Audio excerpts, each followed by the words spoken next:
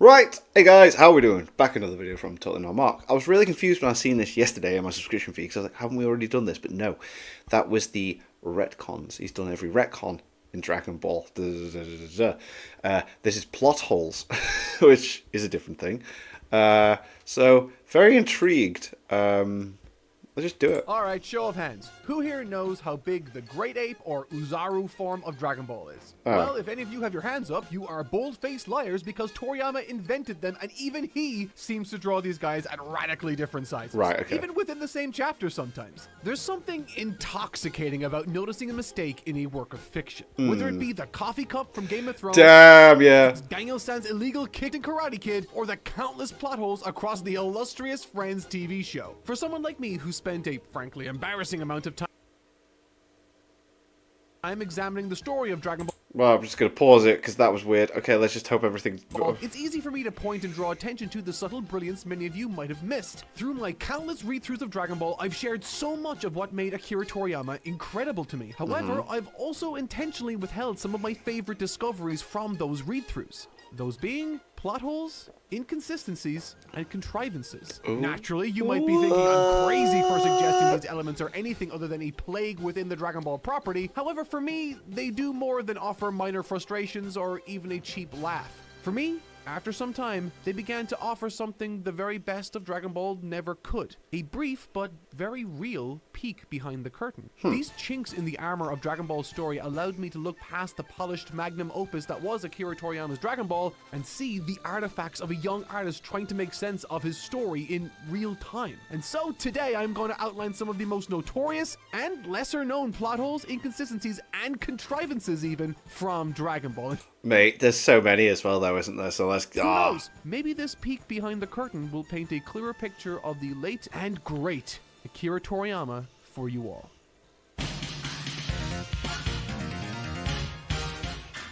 Something I should disclose from the outset here is that this won't be counting down all the retcons in the Dragon Ball series. Making a video like that would be idiotic. So exhausting, it would drive me insane, and you can watch it by clicking the top right hand corner there. And no, I am not proud of it. I'm also not going to be getting into power scaling. Despite it being an area millions are obsessed with, it's not really something that interests me much, and it's also an area that has been beaten to death over the last 15 years. Oh yeah, I love watching power scaling videos. Plus, who needs power levels when you have Goku's Uzaru form? But the thing is, a lot of people don't get that I like watching them for entertainment value and just adding a little bit extra of my reaction.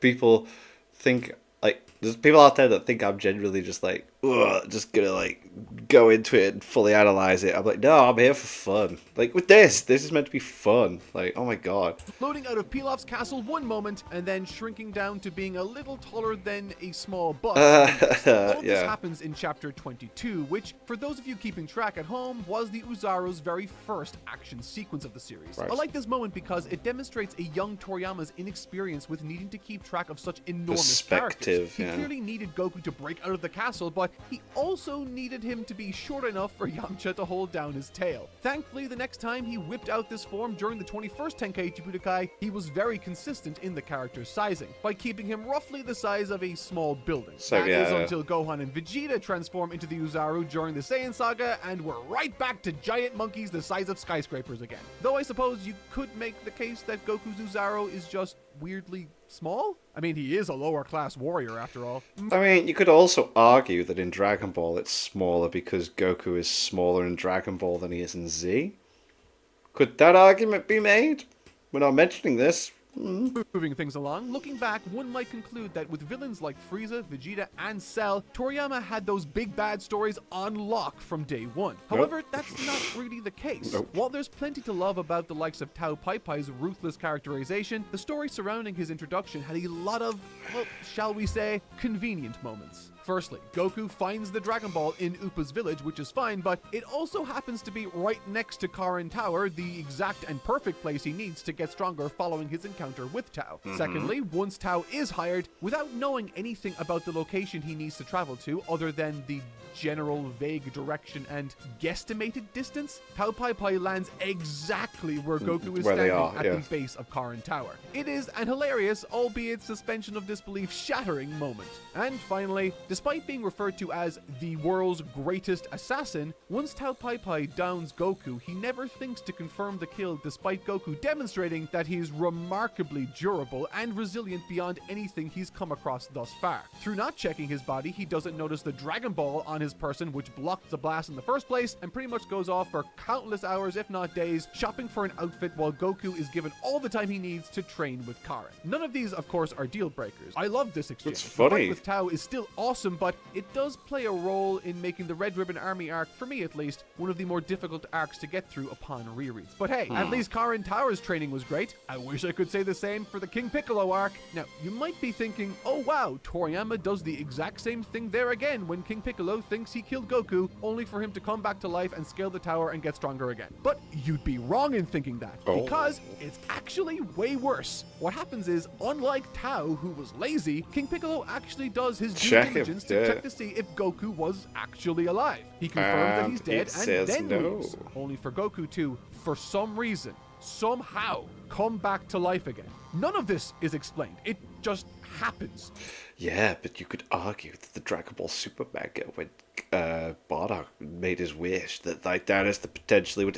His heart stopped beating just long enough for King Piccolo to leave and then start up again. This is probably the biggest contrivance in all of the Dragon Ball manga's original run. Oh, and yeah, the Ultra Divine Water sucks. It's a worse version of what happened before, totally unearned, blah blah blah. But okay, look, while it might look like this King Piccolo stuff suggests Toriyama didn't learn anything from his past difficulties with Tao, in actuality, it likely has more to do with Toriyama's reported poor health during this period of serialization. I'm inclined to believe this, as despite the unfavorable light I just painted the King Piccolo arc with, it's undeniable that every main villain introduced henceforth would be a home run for the franchise. But that's enough story for now. How about we look at some juicy inconsistencies and blatant mistakes? Let's like do Yamcha's it. leg from the 22nd Tenkaichi Budokai. As seen during their match, Ten Shinhan breaks Yamcha's left leg. For the rest of the tournament, as well as the King Piccolo story itself, he is pictured with a cast on that leg. That is, until chapter 161, when Yamcha is seen with a cast on his right leg instead. But this wasn't the last time Toriyama made a mistake with Yamcha's character design either. Moments before Android So this isn't really plot holes, this is just errors. 19 and 20 arrive on the scene, Yamcha is pictured with an older hairstyle for a split second before returning back to his updated modern hairstyle. Poor Yamcha.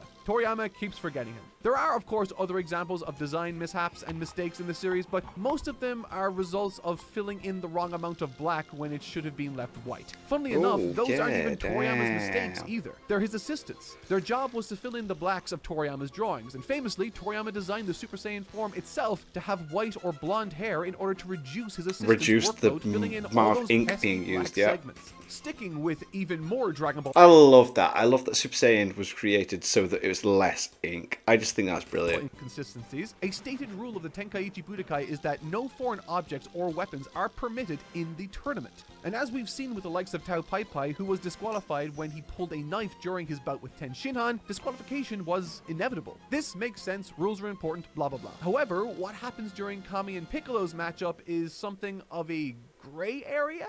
Pulling out a foreign object in the form of a vial to house Piccolo within using the Mafuba, Piccolo ends up Uno reversing the Guardian of Earth's efforts and seals him away instead. Naturally, I don't think the adjudicators and officials realize the extent of what took place, but surely they can see what has been done could not have taken place without the small foreign object that was used. Without being Is it a used, foul? yeah. I'm not really sure, but I kinda lean towards yes. If you think it is a foul, then that means that Goku actually won the tournament way ahead of when he thought he did. Alright, let's move on to Dragon Ball Z. When it came to Raditz versus the joined forces of Goku and Piccolo, I think we can all agree it was a short but very fun battle, hinting Yes. towards the potential Gohan would ultimately offer the story moving forward. But I can't be the only one who thought Goku didn't need to die here. You know the way people complain about there being enough room for Jack Oh my god, yeah, that okay. door Rose is floating on during the Titanic? Well, this is my Titanic. Why didn't Goku just grab his tail again? What reason is there for him okay, not to? yeah. The circumstances are practically the exact same. The only real difference is that Goku is weaker and more injured, which is even more of a reason he should have grabbed his tail again in the first place. I don't know. It's a little clunky, but I do ultimately understand why Toriyama went this way. It is a great encounter after all. Yeah, Sticking it's with the freaking nitpicking boss. and contrivances, in chapter 28 of Dragon Ball Z, Vegeta reads Goku's incoming power as a huge problem and urgently instructs Nappa to kill them all before he arrives. I mean, mean, I get it. He wants to eradicate all the players on the field But why not do it himself? Yeah. because them with Goku could prove to be a lot more trouble than they're prepared for. It makes sense. But why didn't Vegeta do it too? Yeah. Even if he did believe that Nappa had this all in the bag, surely he would be able to get it done faster, and time is of the essence after all. Yeah, but he's just he's a cocky bad guy. It's fun to watch. It's a shame, really, because if Vegeta took this proactive approach, he could have won easily. Though I suppose Yajirobe would still be lurking around there somewhere. While I do love the Saiyan saga more than most sane human beings probably should, it has some of the most convenient and retroactively convenient moments of the series. First up, we have Goku traveling to the battlefield. When this was written, Goku traveling via the Nimbus Cloud was a totally reasonable choice. However, due to what Toriyama wrote Popo to be capable of doing with his magic carpet immediately following this battle, one must wonder, why didn't Popo just teleport him to the action in the first place? Yeah. Yes, Gohan and Piccolo wouldn't have had time to have their epic sacrificial moment then, so in some ways I am happy Popo was stingy in that moment. On to the second issue. During the closing moments of the Vegeta fight, Gohan regenerates his tail at a time so perfect, God himself couldn't have divined it more timely. 1 second it's there, all is lost, and boom, tail. I love the moment that stems from this, but goddamn does it feel like Toriyama loved the thought of Vegeta being yeah, it's a literal ass pull.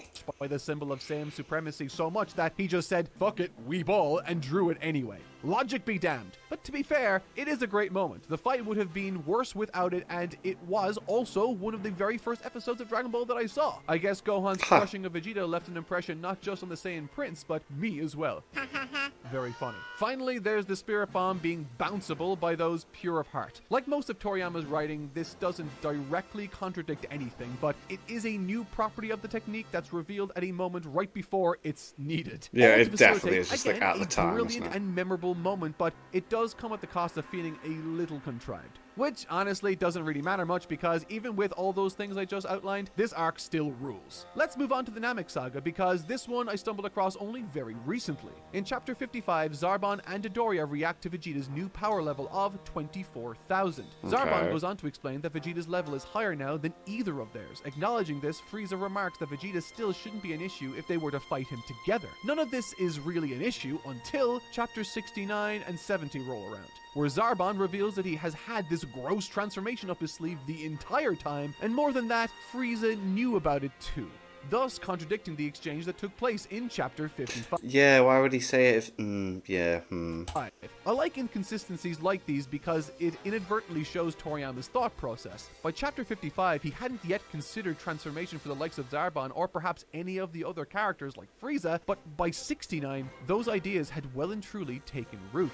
And then he's like, right, I'm just going to Frieza 4 of them. After all, the term Super Saiyan wasn't first used during the Namek or Frieza sagas like many of you might recall. It was first used during the Saiyan saga by Nappa, who referred to the hybrid of Saiyans and humans as yielding a Super Saiyan of sorts. Somewhat different to the legend it would ultimately be retconned into being later. In Chapter 133 of Dragon Ball Z, for some reason, Gohan needs to inform Bulma that Krillin can't be brought back to life because he's already been revived using the Dragon Balls once before. Yeah. He needs to tell her this, even though she was literally part of the conversations that illuminated those very limitations in the first place. And look, people can forget. Bulma's human after all, but she's also the smartest human in the On world. the planet, So yeah, like, to come hold on, back, like... right? And so I think it's clear that this bizarre conversation between these two only really exists to allow Dende to overhear. Because once he does, he then goes on to explain how the Namekian Dragon Balls have no such limitations. It's a clunky piece of storytelling, but ultimately it is inoffensive. What I enjoy about this little clunk is that it again shows us more of that flying by the seat of his pants storytelling Toriyama was famous for, creating narrative solutions to problems in real time. Sometimes they are seamless, but other times they are a little more obvious. Kinda like this next one. And while it is by far the most petty inclusion so far, I do think it's kinda funny. Following the events of the Frieza saga, Yamcha and Ten Shinhan are both brought back to the land of the living. Hooray, right? Despite having his hand punched off by Nappa, Ten Shinhan is restored with his hand intact. Right. But Yamcha's scars are still there? Oh, that's interesting. Why? I'll tell you why, because that's what his toy looks like, and goddammit, kids need an obvious way to differentiate Yamcha from Goku. But, of course, to round out my nitpicks from the Namek arc, I would be remiss if I didn't give an honorable mention to the giant fish that came out of absolutely nowhere to distract Vegeta from discovering the Earthlings at the exact right moment. Man, first his tail regenerates, and now this. Gohan is one lucky kid. Actually, maybe Vegeta's just really unlucky? Okay, so around now would be about the time that I get into some Cell stuff. Okay. But to be honest, I don't think I have much to say about this arc because most of the main inconsistencies are, one, already widely known, and two, weren't Toriyama's fault. Stuff like androids 19 and 20 being changed to 17 and 18, and then those guys... Yeah, it was like being told, no, we want new bad guys. No, we want new bad guys. New bad guys. being benched for Cell in his subsequent transformations were all due to editorial suggestion, and that's common knowledge at this point. If you didn't know that, then welcome to the internet. But jokes aside, those are cool examples of Toriyama's proficiency when it comes to pivoting a story in a very natural manner. Yeah, like he managed to make it seem like it was intentional with the Cell Saga. I love that when it just wasn't. Though I will say that there is a mistake that even those eagle-eyed amongst you might not have seen.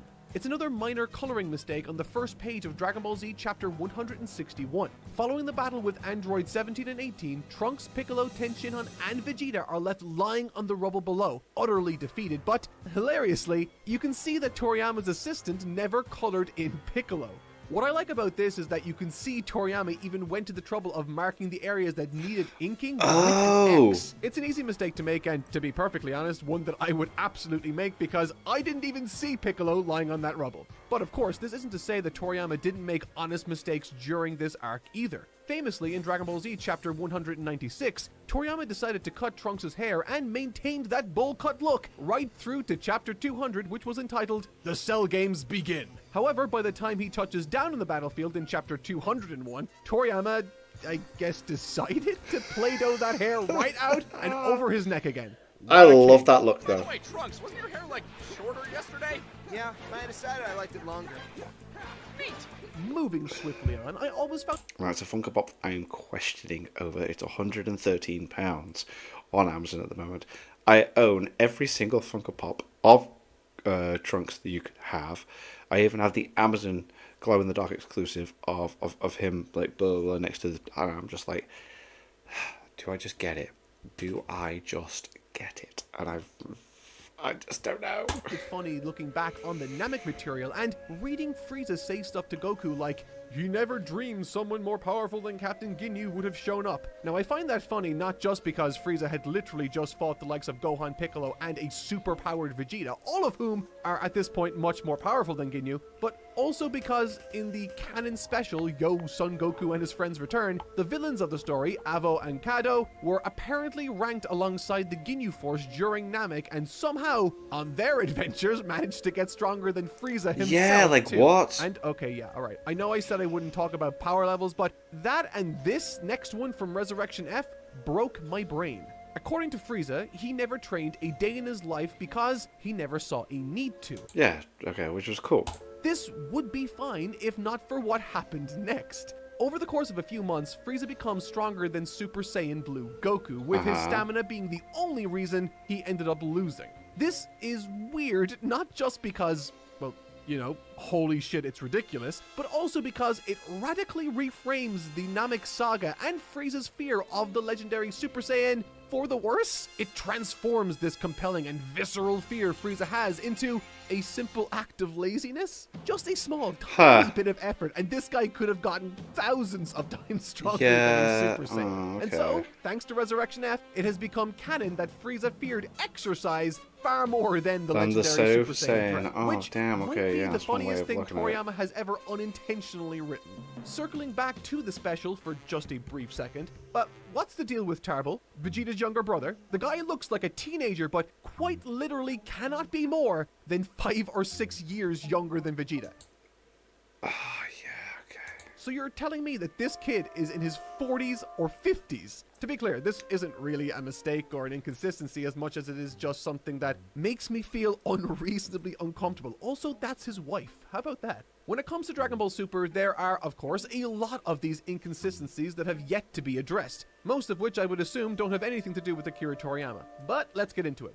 Beerus claims that he has eradicated the dinosaurs, but we see them all over Dragon Ball. Yeah. And there's even one in the film he makes this very claim. Additionally, we see future Trunks' hair change from lavender to teal, but perhaps the king of inconsistency is Krillin and his height. The guy cannot catch a break. I know it's minor, but this guy goes from reasonably short but still normal to downright bun-sized by the time Super rolls around. And speaking of height, according to the Dragon Ball timeline, Trunks should have been much taller during the universe survival arc, given that this was the same year the History of Trunks chapter supposedly took place during future Trunks' timeline. But by far, the most glaring and frankly annoying plot holes in the entire series for me have been those found in the future Trunks arc. First off, after a certain point in the arc, none of the timeline claims made by either Whis, Goasu, or even the guidebooks trying to explain it have any logic behind them. It makes no sense, which, honestly, I could get past if not for this scene. What the fuck happened? What happened? Without knowing that the technique even existed, let alone was even possible, Trunks With Spirit randomly Sword. starts to use the Genki Dama to form a Spirit Sword to cut Fusamasu in half. I loved it, but yeah, it was weird.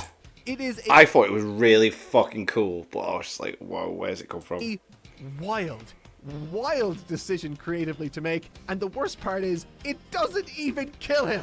But yeah, Yeah. that's about it. There is, of course, a plot hole in practically every piece of fiction ever made, but when it comes to something as old and beloved as Dragon Ball, for me, there's something fun about getting to see these small mistakes because it almost feels like you're seeing a new side of a formative story that you grew up with. Yeah. It's novel. These are moments in time where the shiny, forward-facing facade of the Dragon Ball story gave way and offered a brief glimpse into the mind of one of Japan's greatest. Immortalized in these moments of indecision, inconsistency, and in some cases contrivance, I can't help but enjoy them more and more upon each read-through. But, to be honest, this fun video has kinda given me an idea. It's gotten me to wonder if maybe these mistakes or inconsistencies could be fixed without changing the story that surrounds them. Okay, Is there a so what's the next video? way to help Goku Intro- survive his first fight against King Piccolo and still create a circumstance for him to climb Karin Tower? Is there a way to make Trunks having a Spirit Sword possible? Probably not with that last one, but I think I want to try. So, tune in next week to see if I can fill in these plot holes without altering the story surrounding them. Subscribe if you don't Oh, want to miss sick. that or my upcoming tribute Cool. project I've been working on for Akira Toriyama to honor his passing in a few short weeks. なんというビッグニュース But until then, I've been Totally Not Mark. Oh, and mate, as always, exciting. Thank you Cool. all so much for watching. Love it! I love that. That's sick. So we've seen the inconsistencies, we've seen the plot holes. Or it's like, how do we fix them? And then a nice Akira Toriyama tribute. I love that. Mark. Yes.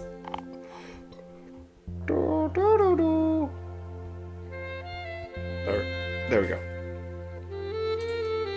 Brilliant. That was a very fun video. That was very fun. Very cool. I like that. And we will definitely check Mark's videos out when they come out. Thanks for watching.